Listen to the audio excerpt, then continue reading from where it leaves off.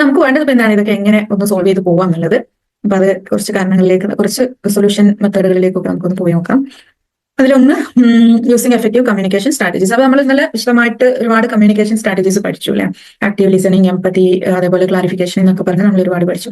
ഇത് വളരെ ഭംഗിയായിട്ട് നമ്മളൊന്ന് പ്രാക്ടിക്കലായിട്ട് കൊണ്ടുവന്നു കഴിഞ്ഞാൽ ഒരു ഏകദേശം 50 to 60% ആ ഒരു കോൺഫ്ലിക്റ്റുകളിലേക്ക് പോകാനുള്ള ചാൻസുകൾ നമുക്ക് അതിന്റെ ബേസിക് ലെവലിൽ തന്നെ നമുക്ക് അതിനെ എന്ത് ചെയ്യാം, ഇല്ലാതാക്കാം. Do you agree with it? Yes or no? Yes ആണെങ്കിൽ വൈ, നോ ആണെങ്കിൽ എൻ. അതായത് നമ്മൾ ഒരു കമ്മ്യൂണിക്കേഷൻ സ്ട്രാറ്റജീസ് തന്നെ ഒന്ന് യൂസ് ചെയ്താൽ ഇപ്പോൾ ഉള്ളതിൽ നിന്നും ഒന്ന് ചേഞ്ച് ചെയ്ത് കഴിഞ്ഞാൽ തന്നെ നമുക്ക് ഓൾമോസ്റ്റ് ഒരു 50 to 60 ഒരു 70-75% വരെ കോൺഫ്ലിക്റ്റിനുള്ള സാധ്യതകൾ നമുക്ക് ഒഴിവാക്കാം. എല്ലാവരും എഗ്രി? ഇല്ലെങ്കിൽ നോ എന്ന് നിങ്ങൾക്ക് അടിക്കാൻ, എന്ന് ടൈപ്പ് ചെയ്യാം കേട്ടോ. ഒരു എസ് മാത്രമാണ് വന്നിട്ടുള്ളത്. എവിടെ?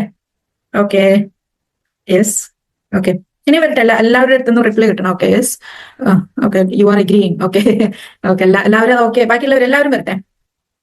ബസീമ, ഫരീദ, സെമിന, ഇനി ഉണ്ടല്ലോ അലീന, എല്ലാവരും ബാക്കിയുള്ളവരൊക്കെ ഓക്കെ. നല്ലൊരു ഫീഡ്ബാക്ക് കിട്ടിയില്ല, നല്ലൊരു ഫീഡ്ബാക്ക് ഇതുവരെ കിട്ടിയിട്ടില്ല. അതായത് അല്ല, ജനറലി നമ്മൾ നല്ല കമ്മ്യൂണിക്കേഷൻ പാറ്റേൺസ് യൂസ് ചെയ്ത് കഴിഞ്ഞാൽ ഒരുവിധം പ്രശ്നങ്ങളെല്ലാം നമുക്ക് എന്ത് ചെയ്യാം, ആ ഒരു തുടക്കത്തിൽ തന്നെ, അതായത് ഒരു കോൺഫ്ലിക്റ്റിലേക്ക് അതിങ്ങനെ എസ്കലേറ്റ് ചെയ്ത് അതിങ്ങനെ ഡെവലപ്പ് ചെയ്ത് വരുന്നതിന് പകരം അവിടെ തന്നെ നമുക്ക് അതിനെ റിസോൾവ് ചെയ്യാം. അതിനെ മാനേജ് ചെയ്ത് ഒരു കോൺഫ്ലിക്റ്റ് അല്ലാതെ ഒരു നോർമൽ കോൺവെർസേഷൻ അല്ലെങ്കിൽ നോർമൽ ഡിസ്കഷനിലേക്ക് കാര്യങ്ങളെ കൊണ്ടുപോകാൻ പറ്റും. ഓക്കെ, കമ്മ്യൂണിക്കേഷൻ ഇപ്പൊ നമ്മളിത് പ്രാക്ടീസ് ചെയ്ത് നമ്മളുടെ ഫീഡ്ബാക്ക് അല്ല, ജനറലി നമ്മൾ നോക്കുമ്പോൾ എന്താണ്, ഇങ്ങനെ ആ ഒരു നല്ല കമ്മ്യൂണിക്കേഷൻ സ്ട്രാറ്റജീസ് യൂസ് ചെയ്യുമ്പോൾ തന്നെ നമുക്ക് ഇതൊക്കെ നമുക്ക് മാനേജ് ചെയ്ത് കൊണ്ടുപോകാൻ പറ്റും. ഇനിയുള്ളത് നമ്മളെപ്പോഴും ഒരു പ്രശ്നം ഉണ്ട് എന്ന് മനസ്സിലാക്കുമ്പോൾ ഈവൻ അത് നമ്മളുടെ വാല്യൂസ് അവിടെ ഹൈജാക്ക് ചെയ്ത് പോകുന്നുണ്ട്, അല്ലെങ്കിൽ അത് നമുക്ക് മാനേജ് ചെയ്യാൻ പറ്റുന്നുണ്ടാവില്ല, അഡ്ജസ്റ്റ് ചെയ്യാൻ പറ്റുന്നുണ്ടാവില്ല, അല്ലെങ്കിൽ നമ്മുടെ എക്സ്പെക്ടേഷൻസ് മെറ്റ് ചെയ്തിട്ടുണ്ടാവില്ല, നമ്മുടെ needs, basic needs, emotional support ഉണ്ടാവില്ല, ഫിനാൻഷ്യൽ സപ്പോർട്ട് ഉണ്ടാവില്ല, പിന്നെന്താണ്, ഒരു ഫിസിക്കൽ ഇന്റിമസി ഇല്ല, ഇതൊന്നും ഇല്ല. പക്ഷെ എന്നാൽ പോലും ഒരുപാട് നീഡ്സ് ഒന്നും നമുക്ക് മീറ്റ് ചെയ്യണില്ല, നമ്മളുടെ ഒരുപാട് ആവശ്യങ്ങളൊന്നും മീറ്റ് ചെയ്യണില്ല, നമ്മൾ എവിടേക്കോ നമുക്ക് എന്തൊക്കെയോ കുറവുകളുള്ള ഫീലിംഗ് ഒക്കെ ഉണ്ട്.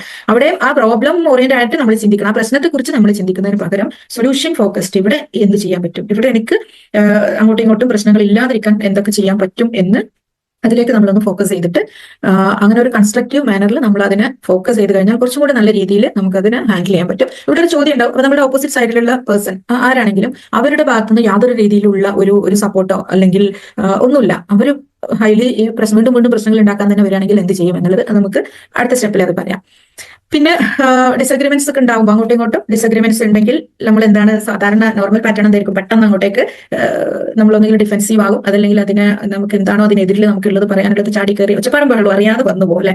അതിന് പകരം കാമായിട്ട് ഒരു ഓപ്പൺ മൈൻഡഡ് ആയിട്ട് നമുക്കൊന്ന് സംസാരിക്കാൻ പറ്റിക്കഴിഞ്ഞാൽ അവിടെയും എന്താണ്, അതൊരു കോൺഫ്ലിക്റ്റിലേക്ക് ഡെവലപ്പ് ആകുന്നതിൽ നിന്ന് നമുക്ക് ഇപ്പൊ നിങ്ങൾ തന്നെ ഒന്നും അങ്ങനെ ആലോചിച്ച് നോക്കിയാൽ പല സംഭവങ്ങളും പിന്നെ തുടക്കത്തിൽ അത് ഒരു കോൺഫ്ലിക്റ്റ് ഒന്നും ആവില്ല, ചെറിയൊരു കോൺവെർസേഷനിലായിരിക്കും തുടങ്ങുന്നത്. അതിന്ന് ഒന്ന് ഇപ്പുറം പറഞ്ഞു അപ്പുറം പറഞ്ഞു ഇപ്പുറം പറഞ്ഞു അപ്പുറം പറഞ്ഞു പിന്നെ പിന്നെ പിന്നെ പിന്നെ അത് വലിയ വലിയ പിന്നെ പ്രശ്നമുള്ള സംഭവങ്ങളിലേക്ക് അല്ലെങ്കിൽ പ്രശ്നമുള്ള സംസാരങ്ങളിലേക്ക് ടോക്കുകളിലേക്കൊക്കെ ഡെവലപ്പ് ആവുകയാണ് അത് ചെയ്യുന്നത് അല്ലെ. അപ്പൊ അതിന്റെ ബാക്കിൽ കുറെ ചിലപ്പോൾ പാസ്റ്റിൽ നടന്ന പല സംഭവങ്ങളും ഉണ്ടാകാം, അതിനൊന്നുകൂടി ഒന്ന് സ്ട്രോങ് ആക്കി കൊടുക്കാനൊക്കെ. അപ്പൊ അതിന്റെ തുടക്കത്തിൽ തന്നെ നമ്മളൊന്ന് കാമായി അതിനെക്കുറിച്ച് ആലോചിച്ച് ഒന്ന് സംസാരിക്കാൻ നിൽക്കുകയാണെങ്കിൽ പലതും ഒരുപാട് നമുക്ക് ഒഴിവാക്കാൻ പറ്റും. പിന്നെ അങ്ങോട്ടും ഇങ്ങോട്ടും ഒരു കംപ്രമൈസ് ചെയ്യാം, പിന്നെ ഇത് ചെയ്യാം, വിൻ വിൻ സൊല്യൂഷനിലേക്ക് അങ്ങോട്ടും ഇങ്ങോട്ടും ഒരു റെസ്പെക്ട്. ഇതൊക്കെ ഇപ്പൊ ഇങ്ങനെ പറഞ്ഞു പോകാൻ എളുപ്പമാണ്, വളരെ സാവകാശം നമ്മളിൽ ഡെവലപ്പ് ചെയ്ത് കൊണ്ടുവരാം. ഇല്ലെങ്കിൽ കേട്ടോ ചിലർക്ക് ഒരു ഇൻബോൺ ആയിട്ട് ഇങ്ങനെയുള്ള ക്വാളിറ്റീസ് ഉണ്ടാകും, ചിലരത് പലരിൽ നിന്നും കണ്ടു പഠിച്ചിട്ട് ഡെവലപ്പ് ചെയ്ത് കൊണ്ടുവന്നിട്ടുണ്ടാവും. പക്ഷെ അങ്ങനെയൊന്നും നമ്മളിൽ ഇപ്പം ഇല്ല എങ്കിൽ നമ്മൾ എന്ത് ചെയ്യണം, അത് സാവകാശം നമ്മളിൽ ഇങ്ങനെ ഡെവലപ്പ് ചെയ്ത് കൊണ്ടുവരാൻ പറ്റിയ ഒരു സ്കില്ലാണ്. ഒറ്റയടിക്ക് ഇന്ന് പഠിച്ച് നാളെ തന്നെ പോയിട്ട് അപ്ലൈ ചെയ്യാൻ പറ്റുന്നതല്ല, പക്ഷെ ഇത് ഡെവലപ്പ് ചെയ്ത് കൊണ്ടുവരുന്നതിലൂടെ നമുക്ക് ഒരുപാട് റിലാക്സേഷൻ ആണ്, അതേപോലെ നമുക്ക് അങ്ങോട്ടും ഇങ്ങോട്ടും നമ്മളുടെ റിലേഷൻഷിപ്പിനെ വളരെ സ്മൂത്ത് ആയിട്ട് കൊണ്ടുപോകാൻ പറ്റും. അപ്പൊ ഈ വിൻ വിൻ സൊല്യൂഷൻ ആവുമ്പോൾ എന്താണ്, രണ്ടുപേരും അങ്ങോട്ടും ഇങ്ങോട്ടും മനസ്സിലാക്കുന്നുണ്ട്, ഡിസ്കസ് ചെയ്യുന്നുണ്ട്, ആക്സെപ്റ്റ് ചെയ്യുന്നുണ്ട്, പരസ്പരം റെസ്പെക്ട് ചെയ്യുന്നുണ്ട്. അപ്പം ആ ഒരു എമ്പത്തറ്റിക് ആയിട്ടുള്ള ഒരു റെസ്പോൺസ് അവിടെ വരുന്നത്. അപ്പുറത്തുള്ള ആള് ചിലപ്പോൾ നമുക്ക് ഇഷ്ടപ്പെടാത്ത കാര്യങ്ങളായിരിക്കാം, നമുക്ക് എഗ്രി ചെയ്യാൻ പറ്റാത്ത കാര്യങ്ങളായിരിക്കാം, എങ്കിലും അത് കേട്ട് എന്താണെന്ന് അതിനെക്കുറിച്ച് ചിന്തിച്ച് ആ വ്യക്തിയുടെ ഒരു പെർസ്പെക്റ്റീവ് അവരുടെ സ്ഥാനത്ത് നിന്ന് അതിനൊന്ന് മനസ്സിലാക്കാൻ ശ്രമിച്ച് നമ്മൾ കാര്യങ്ങൾ ഡിസ്കസ് ചെയ്യുമ്പോൾ കുറച്ചും കൂടി നമുക്ക് ഈസി ആവും. ഇവിടെ രണ്ട് കൂട്ടർക്കും എന്താണ്, ഓക്കെ ഞാൻ പറയുന്നത് അവിടെ കേട്ടിട്ടുണ്ട്. ഇപ്പൊ ഇതിലൊക്കെ ഇതിലും ഇനി നമുക്ക് വരുന്ന ഒരു ചാലഞ്ച് എന്താണ്, ഞാനിപ്പോ ഇതിനൊക്കെ റെഡിയാണ്, ഓക്കെ ഞാനത് കേൾക്കാനും റെസ്പെക്ട് ചെയ്യാനും നല്ല രീതിയിൽ അങ്ങോട്ടേക്ക് പറയാനും ഒക്കെ ഞാൻ റെഡിയാണ്. പക്ഷെ ഓപ്പോസിറ്റ് സൈഡിലുള്ള പേഴ്സണ് ഇതിനൊന്നും റെഡിയല്ല, ഭയങ്കര അഗ്രസീവായിട്ട് റെസ്പോണ്ട് ചെയ്യുന്നു, അതേപോലെ അങ്ങോട്ട് പറയുന്നതൊന്നും കേൾക്കാൻ റെഡിയല്ല, ആക്റ്റീവ് ലിസൺ പോയിട്ട് കേൾക്കാൻ തന്നെ റെഡിയല്ല. അങ്ങനെയൊക്കെ ഉള്ള ഒരു സിറ്റുവേഷനിൽ എന്താ ചെയ്യാം അങ്ങനെ ഒരു സിറ്റുവേഷനിൽ നമുക്ക് ടൈപ്പ് ചെയ്യാം.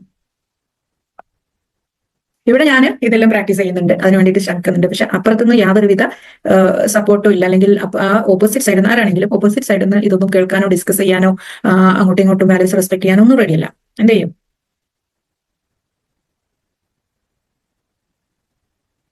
എല്ലാവരും സ്ട്രിക്റ്റ് ആയോ?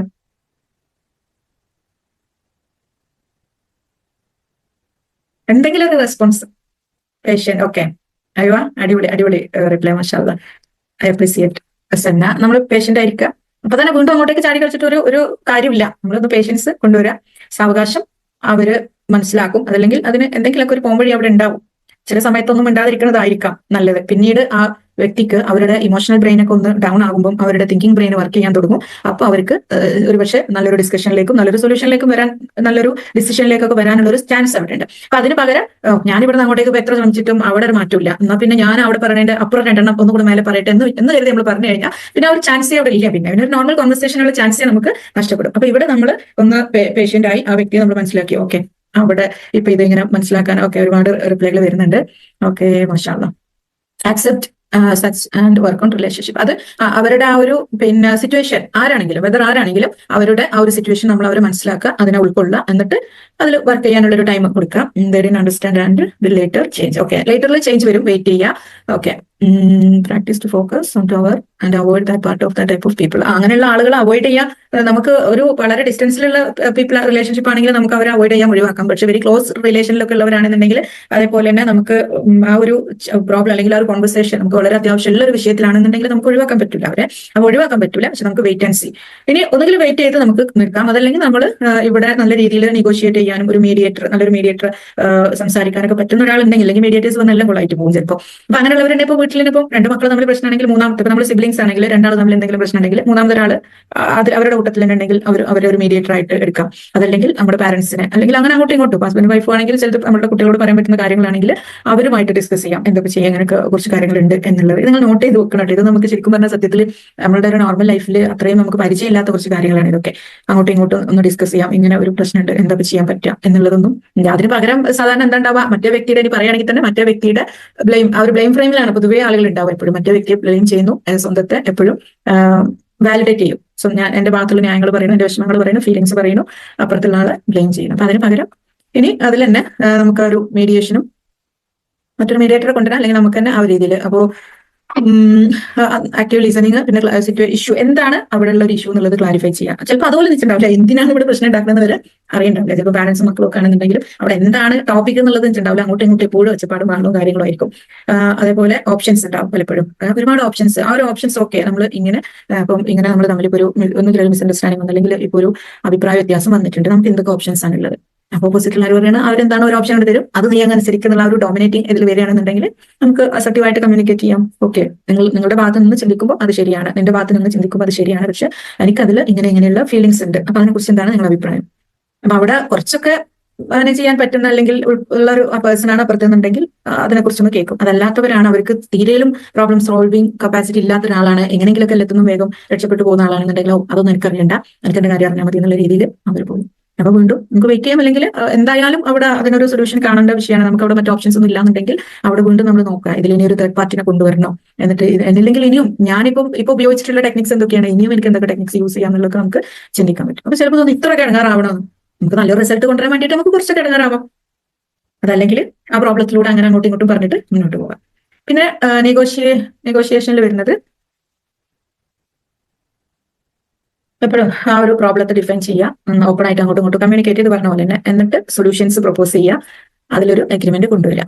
ഇതൊന്നും സാധാരണ ഒരു പ്രശ്നം ഉണ്ടാകുമ്പോൾ നമുക്ക് പരിചയമില്ലാത്ത അല്ലെങ്കിൽ അതിങ്ങനെ കൊണ്ടുവന്ന് ശീലമില്ലാത്തൊരു കാര്യങ്ങളാണ്.